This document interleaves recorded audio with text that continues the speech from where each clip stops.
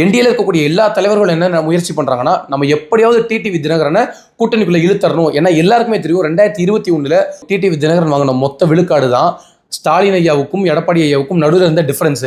அப்ப அப்படிப்பட்ட இருக்கக்கூடிய அந்த அதிமுக வாக்குகளை சிதறப்படக்கூடாது. அதனாலதான் ஓபிஎஸ் டிடிவி தினகரன்லாம் மீண்டும் ஒரு முறை கட்சிக்குள்ள கொண்டு வரணும், கூட்டணிக்குள்ள கொண்டு வரணும் அப்படின்னு ரொம்ப முயற்சி பண்றாங்க.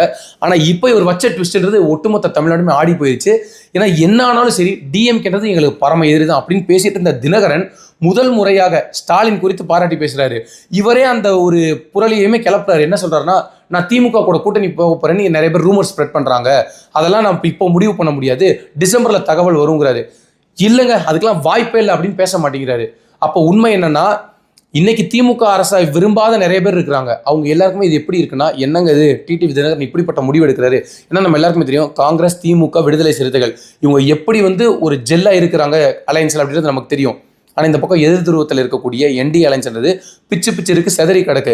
என்னதான் நயினார் நாகேந்திரன் அவர்கள் யாத்திரை போனாலும் மிகப்பெரிய ஒரு அலைன்ஸ் ஃபார்ம் பண்ணால் மட்டும்தான் அவங்களால வெல்ல முடியும்.